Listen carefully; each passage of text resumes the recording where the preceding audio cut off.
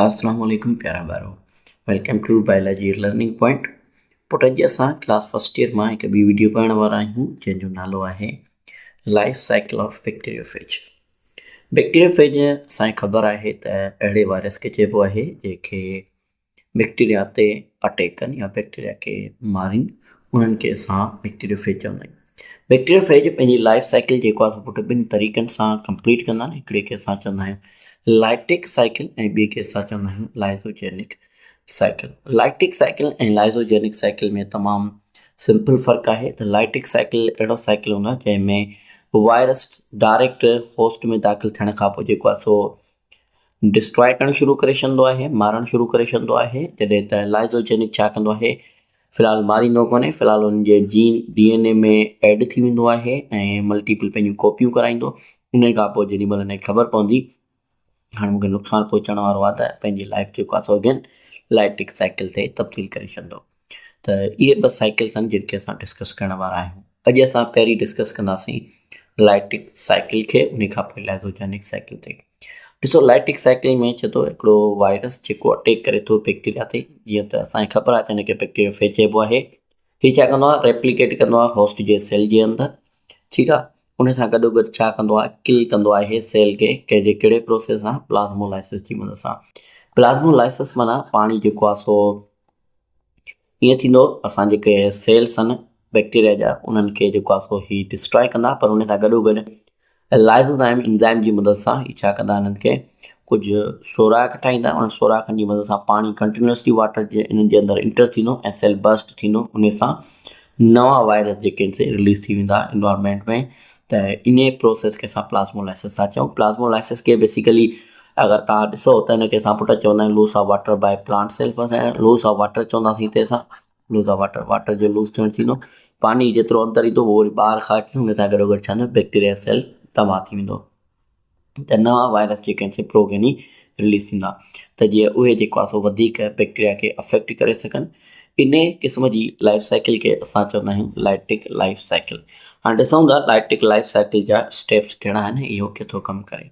सभ खां पहिरियों जेको स्टेप आहे इनखे असां चवंदा आहियूं फेज अटैचमेंट। फेज अटैचमेंट मां मुराद छा आहे त जेको असांजो बैक्टीरियोफेज आहे उहो पंहिंजी लाइफ साइकिल शुरू करण जे लाइ छा कंदो, वायरस ते अटैक कंदो। वायरस जेको आहे सो बैक्टीरिया ते अटैक कंदो, ठीकु आहे। अटैक करण जे लाइ सभ खां पहिरीं छा कंदो, हीउ पुट इंटरेक्ट कंदो, मिलंदो असां होस्ट जे स्पेसिफिक रिसेप्टर सां। जेको बैक्टीरिया जो सेल आहे उन जो रिसेप्टर जेको हूंदो उन सां अटैच थींदो, ठीकु आहे। या अटैचमेंट जेका हूंदी आहे पुट रिवर्सिबल हूंदी आहे, मतिलबु त अटैच थियण खां पोइ हीउ पंहिंजे पाण खे उन खां आज़ादु बि करे सघे थो, ठीकु आहे, वरी वापसी अटैच बि थी सघे थो। इन खे असां रिवर्सिबल चवंदा आहियूं। ऐं वायरस जेके आहिनि ते हिननि जो होस्ट स्पेसिफिक हूंदो आहे, ख़ासि हूंदो आहे, मख़सूस हूंदो आहे।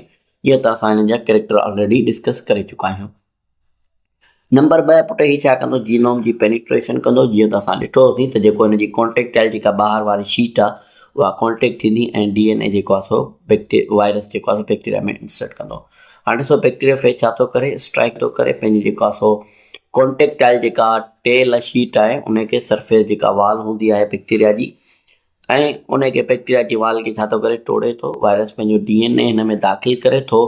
बैक्टीरिया में हिकिड़ो होलो ट्यूब जेका हूंदी आहे, ख़ाली ट्यूब हूंदी आहे, ठीकु आहे। ऐं जेको फेज जो जेको हेड हूंदो आहे, जेको बैक्टीरियोफेज जो जेको हेड हूंदो आहे उहो ॿाहिरि ई रहंदो आहे होस्ट खां ॿाहिरि, जंहिंखे असां घोस्ट चऊं था।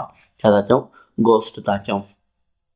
ऐं नंबर 3 स्टेज में असां ॾिसूं था त पुट छा थो थिए, जेको हिन स्टेज खे असां चऊं था बायोसाइंथिसाइज़ और रेप्लिकेशन फेज DNA। हिन में या त छा कंदो, वायरस पंहिंजी जेको आहे सो कॉपी ठाराईंदो, ठीकु आहे। हिन में छा कंदो, वायरस जेको आहे सो होस्ट जी जेका सेल जी मशीनरी आहे उनखे इस्तेमालु थो करे। ऐं उहो जेको आहे त जेके राइबोसोम वग़ैरह आहिनि उहे उहो ई कमु कंदा जेको फेज जो DNA, मतिलबु त वायरस जो DNA जेको कमु ॿुधाईंदो, छा कराईंदो, पंहिंजे लाइ प्रोटीन ठाराईंदो। उन सां गॾोगॾु कुझु न्यूक्लियोटाइड्स ठाराईंदो सेल खां।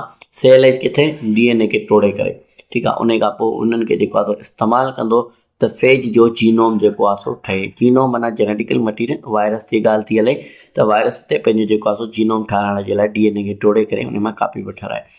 उन खां पोइ छा थो थिए, फेज जा जेके हिसा आहिनि उहे पाण मिलनि था ऐं 3 सेपरेट जेके आहिनि सेट ठहनि था प्रोटीन जा, जेके असेंबल थियनि था, पाण मिलनि था ठाहिण लाइ। छा था ठाहिनि पुट, हेड था ठाहिनि, टेल ऐं उन सां गॾोगॾु टेल फाइबर था ठाहिनि। ठीकु आहे, त जीअं उन्हनि जा जेके नया बैक्टीरियोफेज ठही सघनि। स्टेप नंबर 4 में छा थो थिए, मैच्यूरेशन थी थिए। जेके कंपोनेंट्स चया आहिनि उन्हनि जी असेंबली कई वेंदी, उन्हनि खे मिलायो वेंदो ऐं असांजे लाइ जेको आहे सो ईअं खणी चओ त ॿिया बैक्टीरिया जो फेज ठाहिया वेंदा। हिन में छा थींदा, जेके कंपोनेंट्स हूंदा आहिनि वायरस जे स्ट्रक्चर जा, उन्हनि खे ठाहिण खां पोइ जेके ठहिया उन्हनि खे छा कयो वेंदो, उन्हनि खे गॾाए वेंदो। पर कहिड़ियूं कहिड़ियूं शयूं थियूं अचनि, प्रोटीन थी अचे, उन खां पोइ असां वटि न्यूक्लिक एसिड थो अचे। ठीकु आहे, उन्हनि खे असेंबली कई वेंदी, उन्हनि खे मतिलबु त मिलायो वेंदो उन्हनि कंपोनेंट्स खे, त जीअं असांजे लाइ नवां फेज ठहणु शुरू थिए। ठीकु आहे, इन प्रोसेस में छा थो थिए, इन फेस में छा थो थिए, DNA जेको ठहियो हो उहो असांजो, उनखे असां छा चवंदासीं, उनखे असां चवंदासीं वायरॉन्स। ठीकु आहे, अच्छा, जेको नओं फेज जेको ठहियो आहे, हिकिड़ो कंप्लीट जेको वायरस ठहियो आहे उनखे असां वायरॉन चवंदा आहियूं, कंप्लीट पार्टिकल खे। इन्हनि खे असां वायरॉन्स चयोसीं, हिक खां वधीक ठही विया। इन करे जेको लास्ट जेको स्टेप आहे, जंहिंखे असां चयोसीं लाइसिस, ऐं जंहिंजी माना आहे release of phase viruses. Lysis माना टुटणु, उन खां पोइ जेके बैक्टीरियोफेज आहिनि उहे रिलीज़ थींदा। नवां जेके असांजा बैक्टीरियोफेज पुट हिते ठहिया आहिनि उहे रिलीज़ थिया, ऐं कंहिंजी मदद सां, हिकिड़े इंज़ाइम जी मदद सां। इंज़ाइम जो नालो आहे लाइसोज़ाइम। उहो छा कंदो, उहो बैक्टीरिया जी जेका वाल आहे उनखे तोड़ींदो ऐं लाइसिस कराईंदो, जंहिंजे करे तक़रीबन 100 खां 200 सेकेंड ते फेज असांजा प्रोगेनी जा रिलीज़ थींदा पंहिंजे सराउंडिंग में, इन्वायरमेंट में, ऐं नए बैक्टीरिया ते इन्फेक्ट कंदा, ऐं नए बैक्टीरिया खे मारणु शुरू कंदा या अटैक करणु शुरू कंदा। ॾिसो, हीअ असां वटि सेम जेको आहे हुनजी लाइफ साइकिल ॾिनी वई आहे। सभ खां पहिरीं असां वटि अचे थो फेज जी अटैचमेंट में छा थियो, बैक्टीरियोफेज आहे, होस्ट जो सेल आहे, हिन ते अटैच थियो। अटैच थियण खां पोइ फेज 2 जेको आहे पेनिट्रेशन में छा पियो करे, DNA पंहिंजो इंसर्ट पियो कराए। ठीकु आहे, होस्ट जो DNA आहे। स्टेप नंबर 3 में ॾिसो तव्हां, बायोसाइंथिसाइज़, फेज DNA रेप्लिकेट पियो थिए। ठीकु आहे, ऐं प्रोड्यूस कराए पियो असांजे लाइ प्रोटीन। स्टेप नंबर 4 में असांजे लाइ बेटो मैच्यूरेशन, जंहिंखे असां असेंबली बि चऊं था। नवां जेके हिते वायरस जा पार्टिकल्स वग़ैरह ठही चुका आहिनि। स्टेप नंबर 5 में लाइसोज़ाइम जी मदद सां सेल टुटी चुको आहे, बैक्टीरियोफेज ॿाहिरि रिलीज़ पिया थियनि। इन पूरे प्रोसेस खे असां छा चयोसीं, इनखे चयोसीं असां लाइटिक लाइफ साइकिल। हाणे जेको ॿाहिरि जेको बैक्टीरियोफेज तव्हांखे नज़र ईंदो, इनजी सिर्फ़ु बॉडी नज़र ईंदी चऊं या कैप्सूल नज़र ईंदो, इनखे असां घोस्ट चवंदा आहियूं। हाणे पुठि असां ॻाल्हि कयूं था असांजी जेको आहे नेक्स्ट लाइफ साइकिल जी, जंहिंखे असां चऊं था लाइज़ोजेनिक लाइफ साइकिल।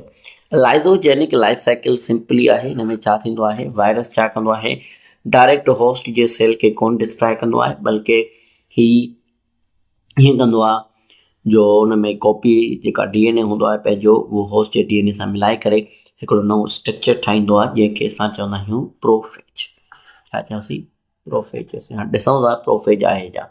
चए थो लाइफ साइकिल में, लाइज़ोजेनिक लाइफ साइकिल में बैक्टीरियोफेज छा थो करे, डायरेक्ट इन्वॉल्व कंदो थिए त जेको बैक्टीरियल जेको बैक्टीरिया जेको इन्फेक्ट थियो आहे उनखे डायरेक्ट मारे। पर हीउ छा थो करे, जेको इन्फेक्ट वायरल जीनोम आहे उन सां मिले थो कंहिंसां, होस्ट जे बैक्टीरिया जे न्यूक्लिक एसिड सां हिकिड़ो स्टेज ठाहे थो, जंहिंखे असां प्रोफेज था चऊं। बैक्टीरियम जेके आहिनि पुट सर्वाइव कंदा आहिनि ऐं मल्टीप्लाई कंदा आहिनि नॉर्मली, जॾहिं हिन जी जीअं रिप्रोडक्शन जे दौरान ही ठाहींदा आहिनि हिकिड़ो कॉन्जुगेटेड जेनेटिकल मटीरियल। कॉन्जुगेटेड माना जिन में 2 मुख़्तलिफ़ क़िस्म जा न्यूक्लिक एसिड्स हुजनि या DNA हुजनि। ठीकु आहे, जंहिंखे असां प्रोफेज चई चुका आहियूं। इन खां पोइ इहो छा थो थिए, इहो पुट ट्रांसफर थो थिए पंहिंजे नई प्रोगेनी जेका बैक्टीरिया जी हूंदी आहे, नवां बैक्टीरिया ठहंदा उन्हनि में वेंदो, बग़ैर कंहिं रुकावट जे, बग़ैर कंहिं इंटरफेयर करण जे। ठीकु आहे, लाइज़ोजेनिक लाइफ साइकिल खे एक्सप्लेन कयो था असां फॉलोइंग स्टेप्स में। ॾिसो, सभ खां पहिरियों जेको स्टेप अचे थो पुट, जंहिंखे असां चऊं था स्टेप नंबर 1। स्टेप नंबर 1 में छा थो थिए, हिन में जेको फेज जेको वायरस आहे पंहिंजो इंजेक्ट थो करे, दाख़िल थो करे DNA बैक्टीरिया जी सेल में।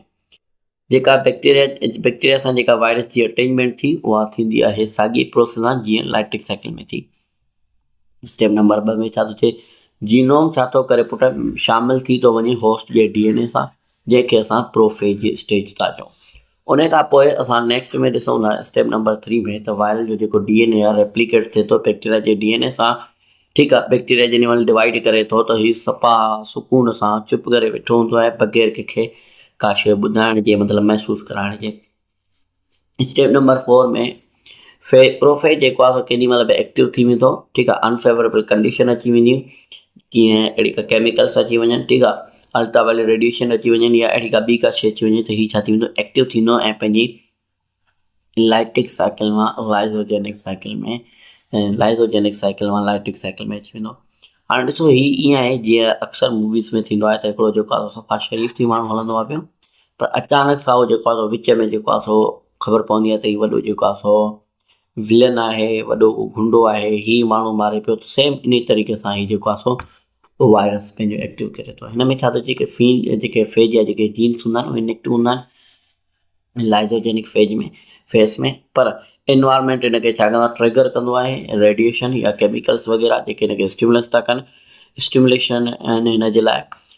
उन खां पोइ हीअ पंहिंजे जेको आहे सो नवां एंजाइम स्पेसिफिक ठाहिणु शुरू करे छॾे थो त जीअं जेको इंटीग्रेटेड जेको वायरल जो DNA आहे उहो बैक्टीरिया जे DNA खां अलॻि थी वञे ऐं हाणे हू जेको आहे एक्टिव थी करे छा कंदो, लैक्टिक साइकिल में जेको आहे हाणे हीउ छा कंदो, स्पेसिफिक प्रोटीन ठाराईंदो जेके हुनजी ज़रूरत आहिनि जे मुताबिक़, जेके हिन जा संदा स्ट्रक्चर ठाराए सघनि ऐं प्रोड्यूस करे सघनि नयूं कापियूं वायरस जूं, ठीकु आहे पुटु। इन तरीक़े सां इहो स्टेप असां वटि थींदो आहे बैक्टीरियोफेज। हिते बैक्टीरियोफेज इंटर थियो आहे वायरस कीअं इंटर थियो त हिन छा कयो, नेक्स्ट स्टेज में पुटु, स्टेप नंबर 2 में, पोइ स्टेप नंबर 3 में छा कई, इंटीग्रेशन करे ॾिनी। वायरस पंहिंजो होस्ट सां DNA एड करे छॾियो आहे, हिन मल्टीप्लिकेशन थी, ज़ाहिर सी ॻाल्हि आहे हिते 2 पिया थियनि त अहिड़ा 100 कॉपियूं थी हूंदियूं, 200 सेल्स सही हूंदा। 200 सेल्स में अहिड़ा वायरस जो बैक्टीरियोफेज आहे, वायरस जो जेको आहे सॉरी DNA आहे। जीअं ई अलॻि थिए थो त हीउ जेको होस्ट जो DNA अलॻि थी वियो, तीअं होस्ट जे DNA खां अलॻि थींदो त वरी छा कंदो, हुनखे मारणु शुरू करे छॾींदो। इन ई तरीक़े सां इहे हिननि जी लाइफ साइकिल जेको आहे सो शुरू थींदी रहंदी, हलंदी रहंदी। इन प्रोसेस खे असां चयोसीं lytic and lysogenic life cycle of bacteriophage. त पुटु इहो हुयो असांजो अॼु जो वीडियो जंहिंमें असां वायरस जी लाइफ साइकिल ॾिठीसीं। उमेदु आहे त हीउ वीडियो तव्हांजे लाइ फ़ाइदेमंद थियो हूंदो। इंशाल्लाह मिलंदासीं हिकु ॿी वीडियो में, तेसिताईं पंहिंजो खोड़ सारो ख़्यालु रखंदा। मूंखे ॾींदा इजाज़त। अल्लाह हाफ़िज़।